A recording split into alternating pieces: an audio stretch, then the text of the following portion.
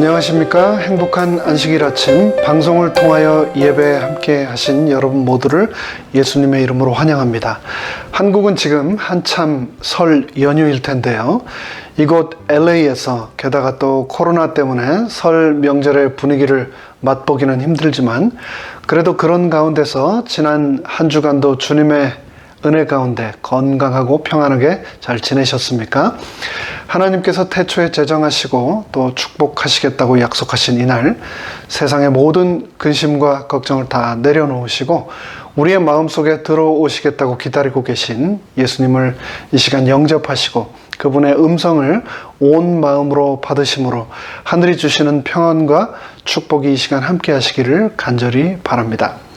말씀을 시작하기에 앞서서 중요한 광고를 세 가지 드리도록 하겠습니다. 첫째, 오늘 오후 3시부터 16주 동안 홍정혜 집사님을 강사로 모시고 안식일 학교에서 줌으로 하는 성경 일독 클래스를 시작합니다. 매 안식일 오후 2시에 교회에서 있는 안식일 2부 예배에 참석하시는 분들께서는 시간이 겹쳐서 참석이 어려우시겠지만 그렇지 않은 성도님들께서는 많이 참석하셔서 큰 유익 얻게 되시기를 바랍니다. 아울러 이 사역을 주관하시는 안식일 학교 변혜숙 집사님과 또 강사로 수고하시는 홍정혜 집사님을 위하여 기도 부탁드립니다. 두 번째 광고입니다. 2021년도 사경회가 남대극 목사님을 강사로 모시고 2월 20일 안식일 저녁부터 2월 27일 안식일 저녁까지 총 9회에 걸쳐 진행될 예정입니다.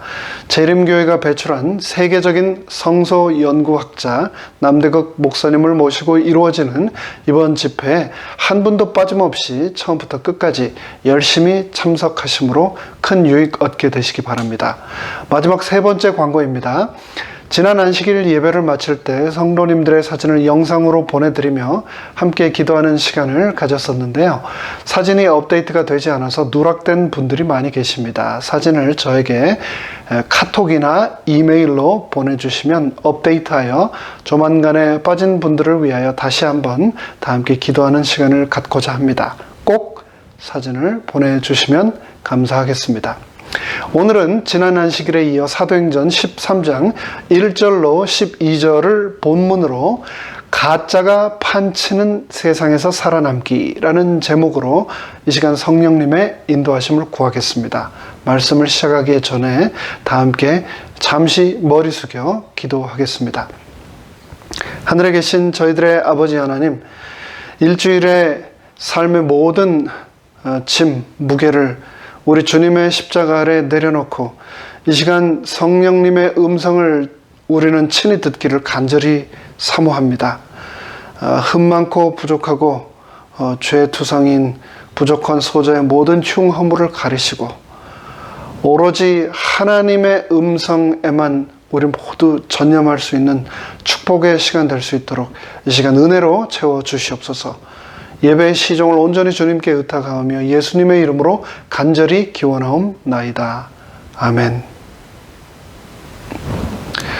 시간을 절약하기 위해서 사도행전 13장 1절로 12절까지 오늘의 본문 말씀 낭독을 생략하고 바로 1절 말씀부터 살펴보도록 하겠습니다. 안디옥 교회 선지자들과 교사들이 있으니 곧 바나바와 니게르라 하는 시므온과 구레네 사람 루기오와 분봉왕 헤롯의 젖동생 마나엔과 및 사울이라. 앞서 살펴본 사도행전 11장에서 예고된 대로 13장부터 사도행전 기사의 중심이 예루살렘에서 안디옥으로 바뀌게 됩니다. 그리고 이곳 안디옥에서 사도 바울은 이방인의 사도로서 3번에 걸친 대선교 여행을 출발합니다. 그래서 앞으로 펼쳐질 사도행전의 나머지 대부분은 이 3번의 여정에 대한 기록으로 채워집니다. 특별히 이곳에 등장하는 안디옥 교회는 기독교 역사에서 너무나 중요한 비중을 차지하고 있는데요. 무명의 구브로와 구레네 이방 선교사들에 의해 복음이 전해진 안디옥에 예루살렘 교회가 바나바를 지도자로 파송하고, 바나바는 다시 사울을 동역자로 초대하여 그곳에서 큰 무리를 가르치자 제자들이 안디옥에서 비로소 성경 역사상 최초로 그리스도인이라 일컬음을 받게 되었다는 감동적인 사건이 일어납니다. 사도행전 13장은 그 안디옥 교회를 소개하면서 5명의 선지자와 교사들을 소개합니다. 일전에도 한번 말씀드렸는데요. 성경에 등장하는 고대 유대인들은 성이 없고 last name이 없고 first name 이름만 있었는데다가 그 이름의 종류도 많지 않아서 동명인 인물들이 굉장히 많이 등장합니다.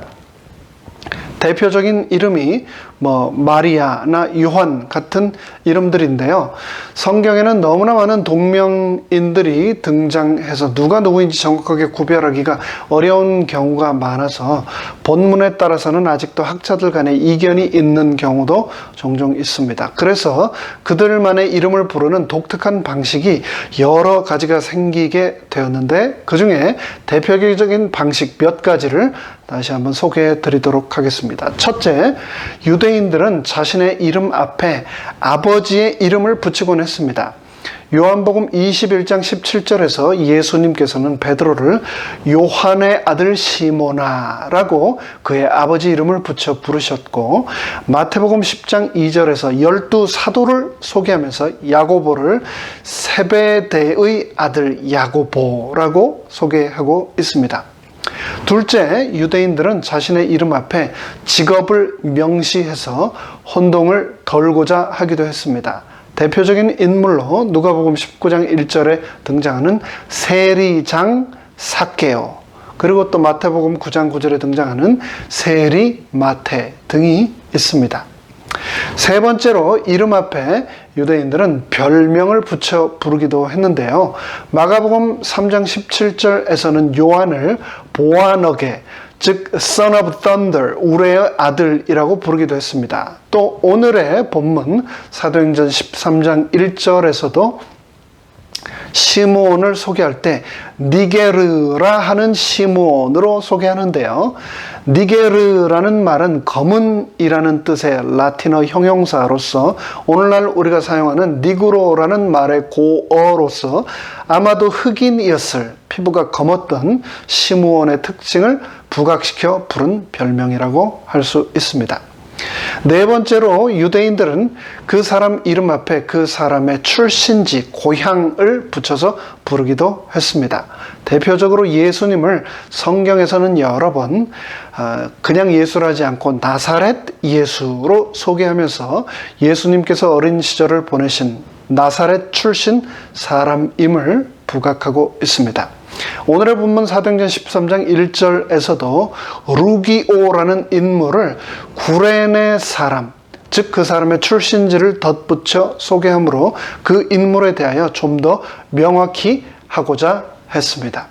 그리고 마지막 다섯 번째로, 유대 이름에 이방 이름, 외국 이름을 덧붙이는 경우가 자주 있었는데요. 오늘날 미국에 사는 한인 이민자들이 자신의 한국 이름 앞에 미국 이름을 붙여서 함께 사용하는 경우와 같다고 할 수 있겠습니다. 요한 마가, 시몬 베드로, 그리고 바울이라고 하는 사울이 그 예가 되겠습니다.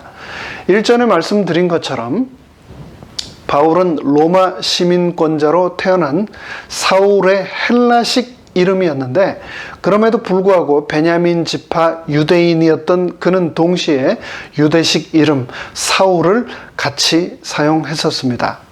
어떤 분들은 사울이 다메섹 도상에서 예수님을 만난 후 이름이 바울로 개명 바뀌게 되었다고 생각하시는데, 그것이 아니라 처음부터 그는 이 두 개의 이름을 동시에 가지고 있었던 겁니다. 그러면서 예루살렘 유대의 땅에서는 유대식 이름 사울이라고 하는 이름을 사용했었고, 또 안디옥, 구브로, 로마와 같은 이방 나라에서는 헬라식 이름 바울을 사용했던 겁니다. 오늘의 본문 사도행전 13장 이후로는 3차에 걸친 이방 선교 여행을 하면서 예루살렘이 아닌 소아시아 지역을 주 활동 무대로 지내게 되었던 이 사울은 유대식 이름이 아닌 헬라식 이름 바울로 계속해서 소개되며 활동하게 됩니다. 이어지는 2절부터의 말씀입니다. 주를 섬겨 금식할 때 성령이 가라사대 내가 불러 시키는 일을 위하여 바나바와 사울을 따로 세우라 하시니 이에 금식하며 기도하고 또 두 사람에게 안수하여 보내니라. 여러분은 금식을 자주 하십니까? 금식 기도를 자주 하십니까? 그리고 또 하신다면 얼마에 한 번씩 정도 하시나요? 여러분도 기억하시겠지만 옛날에는 가끔 교회에서 금식 안식일을 갖곤 했었습니다. 그런 날은 안식일 예배를 마친 후 파틀락을 하지 않고 바로 헤어지곤 했는데요. 매 안식일 함께 먹는 점심 밥 한 끼, 그 먹지 않는다고 죽지는 않지만 그래도 허전했던 기억이 있습니다. 분명 금식에는 큰 유익이 있고 성경에서 특별히 예수님께서조차 직접 수없이 하셨던 기도와 예배의 방법 중 하나라 자주 하고 싶었지만 매번 너무나 힘들었던 기억이 생생합니다. 특별히 중고등학생 때 또 대학생 때는 금식을 하면 기도에 더 전념하기는커녕 온통 배가 고파서 먹을 것밖에 생각할 수 없었던 기억이 있습니다. 근데 시간이 지나면서 습관이 들다 보니 지금은 금식이 훨씬 부담 없고 자연스러워졌습니다. 옛날만큼 힘들지도 않고 정말로 육적으로뿐 아니라 영적으로 굉장히 큰 유익을 얻게 됨을 경험하게 되었습니다. 특별한 기도 제목을 가지고 성도님들을 위하여 기도할 때도 그렇고 매 안식일 설교 말씀을 준비할 때도 그렇고 식사를 하는 것보다 도리어 금식을 할 때 하나님께서 더 많은 영감을 주시고 힘을 주신다는 것을 저는 경험하고 있습니다. 우리는 하나님께 우리가 가진 재물이나 재능이나 봉사를 통해서 헌신할 수 있습니다. 그런데 그 외에도 우리는 금식을 통하여 하나님께 우리 자신을 드릴 수 있습니다. 금식은 우리에게 주어진 사명과 임무를 당면했을 때 우리가 보이는 진지한 또 다른 헌신의 행위입니다. 여러분께서도 삶을 통하여 필요하다면 금식을 통하여 온전히 하나님의 음성에만 몰입하는 기회를 자주 갖게 되시기를 바랍니다. 안디옥 교회도 마찬가지였습니다. 그들이 한 마음으로 주를 섬길 때 특별히 그들이 금식하며 기도하고 예배하며 하나님의 인도하심을 구하였을 때 성령께서는 그들에게 친히 말씀하셨습니다.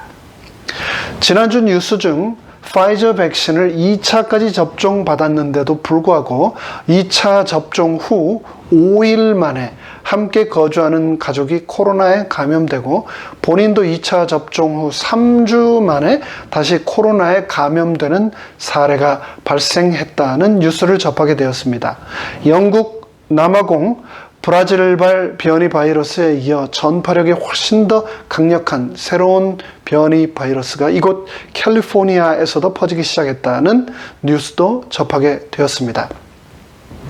코로나 팬데믹 때문에도 우리는 더욱 건강에 유의를 하지만 사실 그 이전부터 우리 재림 성도들은 건강에 특별한 관심을 가지고 있었습니다. 그래야만 하는 그 근거로 우리는 성경 고린도전서를 제시합니다. 너희가 하나님의 성전인 것과 하나님의 성령이 너희 안에 거하시는 것을 알지 못하느냐. 누구든지 하나님의 성전을 더럽히면 하나님이 그 사람을 멸하시리라. 하나님의 성전은 거룩하니 너희도 그러하니라.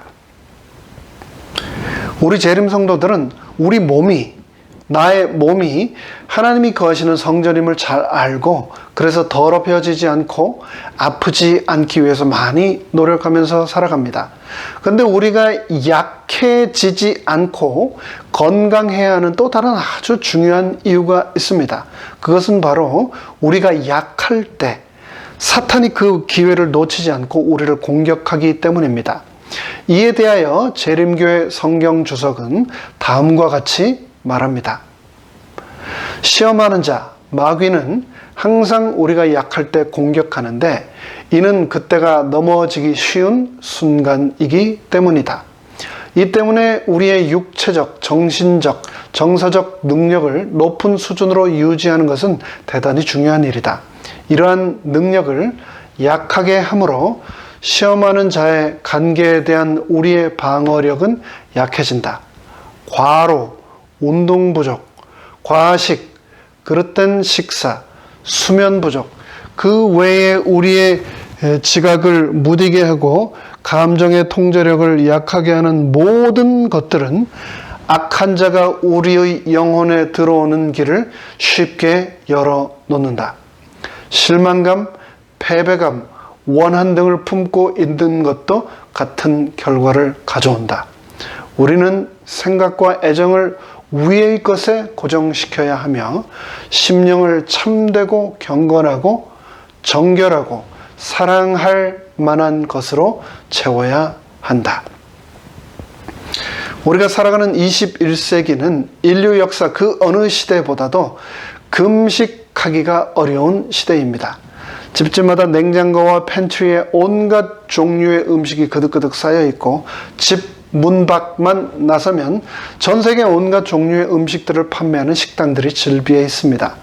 코로나 팬데믹 가운데서도 식당들은 쉬지 않고 투고나 야외 영업으로 우리를 여전히 식도락으로 유혹하고 있고 TV와 스마트폰, 뉴스 매체들을 통해 끊임없이 식욕이라는 유혹의 세계로 우리를 끌어들이고 있습니다. 그런데 먹는 것뿐만이 아닙니다. 여러분 혹시 미디어 금식, 미디어 패스팅이라는 말 들어보셨습니까? 우리는 신문, TV, 스마트폰을 통하여 미디어, 즉 뉴스에 끊임없이 노출되어 우리의 의지와 상관없이 끊임없이 그것들을 섭취하고 있습니다. 카톡과 유튜브, 페이스북과 광고, 스팸 전화, 거짓 뉴스들로부터 단 하루만이라도 자유로워지고 싶다는 생각을 저는 자주 하곤 하는데요. 저만 그런 것이 아닐 겁니다. 인터넷은 문명의 이기이기도 하지만 동시에 말 그대로 그물이며 우리가 살아가는 인생의 덫입니다. 그 구덩이에서 쏟아져 내 삶으로 들어오는 온갖 종류의 쓰레기들로부터도 우리는 디톡스, 금식이 필요합니다. 음식뿐 아니라 우리는 카톡과 유튜브와 스마트폰으로도 금식이 필요합니다. 옛날에 우리는 안식일에는 TV도 켜지 않고 신문도 보지 않고 소설이나 일반적인 서적도 읽지 않고 온전히 예수님과만 교제하는 시간을 가졌습니다. 그런데 오늘날에는 그 모든 것들이 우리의 손안에 휴대폰으로 들어와 시도 때도 없이 울리는 노티피케이션 벨 소리에 하루에도 수없이 우리의 눈과 마음을 그곳에서 떼지 못한 채 살아가도록 마귀는 유혹의 설계를 업그레이드 했습니다. 간절히 바라기는 안식일인 오늘 일주일 중 단 이 하루만이라도 예배를 제외한 모든 미디어로부터 디톡스, 금식하심으로 우리 영혼이 회복되고 그러므로 잡음 없이 성령님의 음성을 온전히 듣게 되기를 간절히 바랍니다. 몸이 약해지면 의지력도 약해지고 신앙도 시험받게 됩니다. 우리 모두 이 팬데믹 위기의 시대에 무엇보다도 건강, 특별히 몸의 건강뿐 아니라 마음의 건강, 우리 영혼의 건강까지도 유의하심으로 하나님께 영광이 될 뿐만 아니라 시험하는 자 사탄의 공격으로부터도 자유로우시기를 간절히 바랍니다. 안디옥 교회 성도들은 다 함께 금식하며 하나님께 기도하고 예배함으로 성령님의 인도하심을 받을 수 있었습니다. 그들은 바나바와 바울을 따로 세우라는 성령님의 음성을 듣게 되었습니다. 이어지는 4절부터의 말씀입니다. 두 사람이 성령의 보내심을 받아 실루기아에 내려가 거기서 배 타고 구브로에 가서 살라미에 이르러 하나님의 말씀을 유대인들의 여러 회당에서 전할세 요한을 수종자로 두었더라. 실루기아는 내륙에 위치한 도시 안디옥의 서쪽 약 26km 정도의 거리에 위치한 항구 도시였습니다. 바나바와 사울의 일행은 배를 타기 위하여 그곳 실루기아로 내려갔습니다. 여기서부터 바울의 제1차 선교 여행이 본격적으로 시작됩니다. 그들이 실루기아에서 배를 타고 간 곳 구브로는 오늘날 지중해 동부의 섬나라 사이프러스인데요. 이곳은 바나바의 출생지였으며 주민 대부분이 유대인이 아닌 헬라인, 그리스 사람들이었습니다. 금속인 큐프럼, 카퍼라고 하는 이 구리라고 하는 말이 이 섬의 이름에서 유래되었는데요. 수리아에서 가까운 항로에 위치했던 탓과 구리 광산이 많았기 때문에 많은 유대인들이 그곳으로 이주하게 되었습니다. 그 구브로 섬에서도 동쪽에 위치한 해안 도시 살라미에 바로 바나바와 바울은 이르게 되었는데요. 거기서 유대인의 여러 회당에서 복음을 전합니다. 이어지는 6절의 말씀입니다. 온 섬 가운데로 지나서 바보에 이르러 바 예수라 하는 유대인 거짓 선지자 박수를 만나니. 구브로는 9,251제곱킬로미터에 달하는 오늘날 우리가 살고 있는 이곳 LA 메트로 지역만큼이나 큰 면적의 섬이었는데요. 그 섬 가운데를 지나서 구브로 섬의 서쪽 끝에 위치한 도시, 이름이 좀 독특하죠. 바보라고 하는 도시에 그들은 도착했습니다. 그 섬의 주민들은 아프로디테, 즉 비너스가 그곳의 수호 여신이라고 믿었습니다. 아프로디테, 비너스 숭배의 중심지가 바로 이곳 바보였는데 그곳의 신전의 창기, 여사제들은 음란함으로 유명하였습니다. 그런데 바로 그곳에 바예수라는 유대인 거짓 선지자가 아주 왕성하게 활동하고 있었던 겁니다. 바예수라고 하는 이름의 뜻은 예수의 아들 혹은 여호수아의 아들이라는 뜻을 가진 유대식 이름입니다. 그는 governor, 총독 관저에서 일하는 유대인으로 성경은 거짓 선지자 박수였다라고 소개합니다. 마고스, 즉 박수는 당시 마술적 또는 주술적 치료 행위를 하는 사람을 가리키는 말로 오늘날로 쉽게 말하자면 무당이라고 할 수 있겠습니다. 여기에 거짓 선지자라고 덧붙여진 점으로 보아 그는 자칭 하늘의 계시자로 행세하면서 동시에 주술적인 방법으로 사람들을 치료했던 것으로 보입니다. 유대인인 그가 그 같은 행위를 했음에도 불구하고 계속 그 활동을 지속할 수 있었다는 사실은 그곳에 거주했던 유대인들이 그의 행동에 미혹되었거나 아니면 가버너, 총독이 그를 보호했기 때문에만 가능했을 것입니다. 그렇지 않았다면 경건한 유대인들이 그를 율법에 따라 처벌했을 것임에 틀림없습니다. 참된 하나님의 계시의 부재가 거짓 선지자들의 양산과 타락을 부채질했던 겁니다. 그랬던 그곳에 바나바와 바울이 도착하여 복음을 전하기 시작하자 놀라운 일이 일어났습니다. 이어지는 7절 말씀입니다. 그가 총독 서기오 바울과 함께 있으니 서기오 바울은 지혜 있는 사람이라 바나바와 사울을 불러 하나님 말씀을 듣고자 하더라. 인공지능이 사람 없이도 하이웨이에서 차를 운전하고 화성에까지 탐사선을 쏘아 올리는 세상인데도 아이러니하게 점집은 사라지지 않고 있습니다. 사라지기는커녕 최고의 부와 명성과 지성을 자랑하는 사람들이 모여 사는 이곳 LA의 할리우드나 비버리 힐스 거리에도 사이킥, 팜 리딩 집들이 사거리 코너마다 즐비합니다. 입시철, 선거철이 되면 이런 집들은 더 성황을 이룹니다. 지금은 선거일이 법적으로 정해져 있지만 옛날에는 집권당이 정했다고 합니다.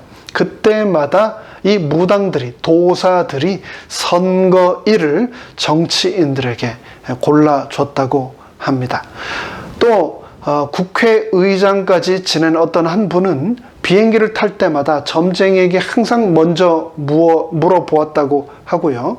또 그분이 하루는 점쟁이가 오늘은 동쪽으로 나가지 말라 했다면서 동쪽으로 난 집 현관문을 두고 다른 방향 유리창에 사다리를 놓고 타고 넘어 집 밖으로 나갔다는 이야기도 있습니다. 한때 백악관에서 지냈던 First Lady, 레이건 대통령의 부인 낸시 레이건이 점에 과하게 의존한 것은 세상이 다 아는 사실입니다. 취임 초 레이건이 암살 위기를 겪자 낸시는 조앤 퀴글리라는 점성술사에게 대통령의 일정과 주변 인물까지 일일이 다 봐달라고 했다고 합니다. 퀴글리는 회고록에서 로마 제국 이후 점성술사가 국가 운명에 그만큼 중요한 역할을 한 적은 없었을 것이다 라고 했습니다. 새벽 기도를 정말 열심히 하던 한 여집사님이 있었는데 오랜만에 교회에서 만난 그분의 표정이 영편치 않아 보여서 이유를 물었더니 점쟁이가 말하기를 내년부터는 삼재, 즉 3년간의 악재가 올 것이라 해서 나쁜 것이 오지 말게 해달라고 기도하는 중이라고 했답니다. 어이가 없어서 실소가 나오는 이야기입니다만 그냥 웃어 넘길 수만은 없는 이야기입니다. 요즘 이 LA 지역 교회들의 소식과 형편은 목사님들보다 LA 지역 무당들이 더 잘 안다는 소리도 있습니다. 내노라 하는 권사님들, 집사님들, 장로님들이 전보로 가서 미주알 고주알 교회 이야기를 하도 하니까 무당들이 지역교회 소식을 목사들보다 더 잘 안다는 겁니다. 그런데 오늘날만 그런 것이 아니었습니다. 예수님 당시에도 심지어 유대인이라는 사람들이 선지자라는 이름으로 점을 치고 거짓 예언을 하며 사람들의 마음을 현혹시켰던 겁니다. 그런 사람 중에 하나였던 구브로의 가버너, 총독, 이름이 바로 서기오 바울인데요. 이 서기오 바울에게 성령이 임하였습니다. 그는 바나바와 사울을 불러 하나님의 말씀을 듣고자 자신의 관저로 그들을 초대하였습니다. 이어지는 8절 말씀입니다. 이 박수 엘루마는 저희를 대적하여 총독으로 믿지 못하게 힘쓰니. 엘루마라고 불렸던 이 유대인 마술사는 총독이 믿음을 갖게 될까봐 최선을 다해 바나바와 사울을 회방했습니다. 이에 대하여 재림교회 성경 주석은 다음과 같이 기록하고 있습니다. 협잡군은 자신이 총독에게 끼치던 영향력을 상실할까봐 두려워하였다. 엘루마는 자신의 희생물이 풀려나 박수에 대한 신뢰를 버리고 복음에 대한 믿음으로 옮겨가는 것을 목도하자 이 변화를 저지하기로 결심하였다. 그런 방해에도 불구하고 총독 서기오 바울은 바나바와 사울 일행을 만납니다. 이어지는 9절부터의 말씀입니다. 바울이라고 하는 사울이 성령이 충만하여 그를 주목하고 가로되 모든 괴계와 악행이 가득한 자여 마귀의 자식이여 모든 의의 원수여 주의 바른 길을 굽게 하기를 그치지 아니하겠느냐. 여기에서 성경에서는 처음으로 바울이라는 이름이 언급됩니다. 사울이 이방 땅 고브로에서 바울이라는 이름을 사용하며 그렇게 기록되기 시작한 것입니다. 그리고 이후로는 사울이 아니라 바울이라는 이름만으로 계속 언급됩니다. 여기서 우리는 모든 악령과의 싸움에서 승리로 이끌 수 있는 유일한 분은 성령님밖에 안 계심을 보게 됩니다. 성령이 충만했던 바울은 엘리마에 대한 1차적인 공격으로 엘리마의 정체를 폭로하고 있습니다.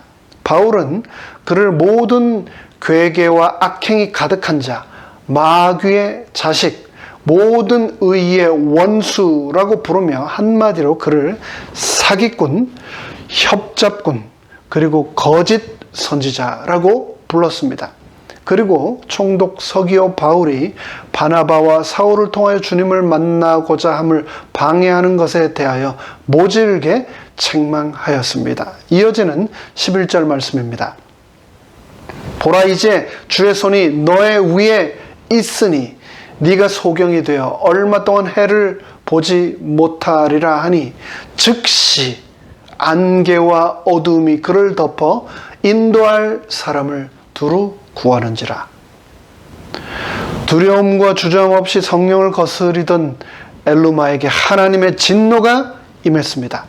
주의 손이 그를 치시자 엘루마는 안개처럼 희미하다가 완전히 흑암 속에 빠진 것처럼 전혀 보이지 않게 되었습니다. 자칭 선지자라 하며 다른 사람들에게 진리를 가르치고 갈 길을 지시해 주던 엘루마는 완전히 실명하여 혼자 걸을 수 없게 되었습니다. 그는 이제 자신의 길조차도 혼자 걸을 수 없게 되어 누군가의 도움을 기다려야만 하는 처지에 빠지고 말았습니다. 진리의 빛에 대항하고 참빛이신 예수 그리스도를 끝까지 거역하였던 거짓 선지자 엘루마는 결국 자신의 삶에서 빛을 잃어버리게 되어 흑암의 구덩이에 던져져 버리고 말았습니다. 이어지는 마지막 12절 말씀입니다. 이에 총독이 그렇게 된 것을 보고 믿으며 주의 가르치심을 기히 여기니라. 주의 일을 회방하고 사기와 악행을 일삼아 사람들을 잘못된 길로 인도하는 거짓 선지자의 비참한 말로를 통해 총독 서기오 바울은 하나님의 임재하심과 그분의 능력을 두 눈으로 직접 목도하게 되고 이를 기이 여기게 됩니다. 우리가 사는 오늘날 세상, 특별히 이곳 미국은 아이러니하게도 가짜 전문가들이 넘쳐나고 있는 곳 중에 하나입니다. 세상 그 어떤 나라보다도 규제도 많고 정부나 지자체나 협회나 단체를 통해 자격증이나 학위를 취득해야만 업무를 수행할 수 있도록 까다롭게 관리하고 통제하고 있음에도 불구하고 여전히 가짜가 넘쳐나고 판을 치고 있습니다. 그런 예측할 수 없는 것들을 예측하려 하고 부자가 아니면서 부자 되는 법을 알려주려 하고 제대로 모르는 것을 아는 척하며 이야기합니다. 그러면서 돈을 벌지요. 겉으로는 좋은 대학을 나온 지식인, 진실만을 말할 것 같은 언론인, 카리스마가 있는 정치인으로 보일지 모르겠습니다만 속을 살펴보면 오늘 본문에 등장하는 엘루마와 같은 협잡꾼인 경우가 얼마나 많은지 모릅니다. 이에 대해 월스트리트의 나심 탈레브라고 하는 사람은 자신이 쓴 Skin in the Game 이라는 책에서 가짜 전문가들이 세상을 위험하게 만들면서도 책임 하나 지지 않고 오히려 사익을 챙기고 있다고 강하게 비판합니다. 그는 말하기를 사람을 제대로 보려면 말보다 행동을 봐야 하고 그 행동에 대한 책임을 제대로 지고 있는지를 봐야 한다고 말합니다. 의사 결정은 책임지는 사람만이 해야 한다는 겁니다. 그렇지 않고 책상 앞에만 앉아있는 사람이 국제 분쟁에 대해 조언하고 가만히 앉아서 보너스만 받아가며 기업의 리스크를 높여가며 경영할 때 국가가 무너지고 금융위기가 발생하게 된다는 겁니다. 그 대표적인 예가 바로 밥 루빈입니다. 그는 미국 재무부 장관을 역임했고 미국 지폐에 서명이 올라가 있는 사람입니다. 2008년까지 시티은행 회장으로 10년간 일하면서 그는 1억 2천만 달러가 넘는 보수를 챙겼습니다. 당시 금융업계 사람들은 대학 밖에서는 전혀 작동하지 않는 이론으로 리스크 모델을 만들어 상당한 돈을 벌고 있었습니다. 그러다가 2008년 금융위기가 발생하자 시티은행은 사실상 지급불능 상태에 빠졌습니다. 이런 시티은행을 살리기 위해 막대한 규모의 세금이 투입되었습니다. 하지만 밥 루빈은 아무런 책임을 지지 않았습니다. 당시 은행의 리스크와 손실을 책임진 것은 누구였습니까? 바로 저와 여러분, 일반 납세자들이었습니다. 그는 리스크 모델, 불확실성을 만들어 금융위기를 초래했지만 이익만 챙겨 그대로 뒤로 빠져나갔을 뿐 아무런 책임도 지지 않았습니다. 행동에 대한 책임을 지지 않아도 되자 가짜 지식인들이 제멋대로 행동하기 시작했습니다. 세상을 안다고 착각하고는 마음대로 국가 정책에 조언하고 미래를 예측하고 투자 조언을 하며 돈을 챙겼습니다. 마치 무당이 점을 쳐주고 실제 결과가 그렇게 나오든지 말든지 복채만 챙기는 것처럼 말입니다. 무당들은 점을 봐주고 그 결과를 책임지지 않습니다. 말 그대로 아니면 말고입니다. 우리가 사는 이 세상은 그런 가짜가 판치는 곳이 어느덧 되어버리고 말았습니다. 그러나 예수님은 공상가가 아닌 협잡꾼이 아닌 행동주의자셨습니다. 그분은 병자들을 불쌍히 여기라고만 말만 하지 않으시고 직접 다가가 그들을 만지시고 치료하시던 분이셨습니다. 그분은 배고파하는 군중들에게 먹을 것을 주어라고 말만 하지 않으시고 직접 그분의 손으로 떡을 떼어 주시고 군중들을 먹이시던 분이셨습니다. 그분은 내가 길이요 빛이요 진리요 생명이며 내가 너희의 구원자가 되겠다고 말만 하지 않으시고 직접 십자가에 올라가심으로 나의 구원을 위하여 죄의 값을 직접 치르셨던 분이셨습니다. 그 예수님께서 마지막 시대를 살아가는 우리에게 거짓 선지자를 조심하라고 말씀하셨습니다. 사랑하는 자들아, 영을 다 믿지 말고 오직 영들이 하나님께 속하였나 시험하라. 많은 거짓 선지자가 세상에 나왔음이니라. 여러분은 하루에 스팸, 광고, 사기 전화나 문자를 몇 통이나 받으시나요? 거짓 광고, 홍보, 프로모션에 관한 우편물과 이메일은 얼마나 받으시나요? 여러분이 귀로 듣고 눈으로 보시는 매체들을 통하여 거짓 뉴스들은 또 얼마나 들으시나요? 우리는 더 이상 우리의 눈과 우리의 귀를 통하여 우리가 보고 듣는 것들을 그대로 믿을 수 없는 세상에 살아가고 있습니다.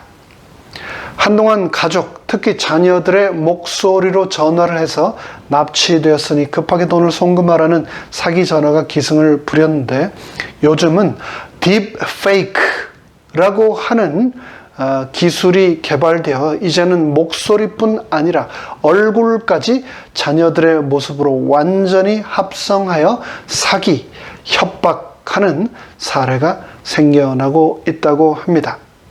인터넷과 첨단 기술들이 정말 네트, 그물, 덫이 되어버린 세상입니다. 이런 세상에서 우리는 분별력을 간절히 사모하고 꼭 소유해야만 하게 되었습니다. 세상적인 사기뿐 아니라 영적인 사기도 아울러 기승을 부리고 있습니다. 너무나 많은 거짓 뉴스, 거짓 교리, 거짓 신앙, 거짓 선지자들이 판을 치고 있습니다. 그래서 이 모든 것을 아시고 예수님께서는 2000년 전 성경에서 다음과 같이 우리에게 당부하셨습니다. 주의 임하심과 세상 끝에는 무슨 징조가 있사오리까? 예수께서 대답하여 가라사대 너희가 사람의 미혹을 받지 않도록 주의하라. 많은 사람이 내 이름으로 와서 이르되 나는 그리스도라 하여 많은 사람을 미혹해 하리라.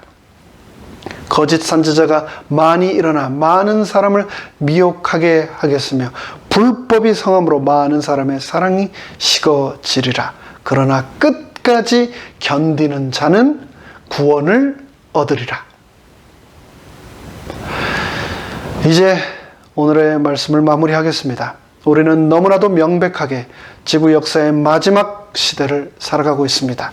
예수님께서 성경에 말씀하신 세상 끝의 모든 징조들이 우리 눈앞에서 날마다 벌어지고 있습니다. 마태복음 24장에서 예수님은 그래서 계속해서 다음과 같이 말씀하셨습니다. 그때 큰 환난이 있겠습니다. 창세로부터 지금까지 이런 환난이 없었고 후에도 없으리라.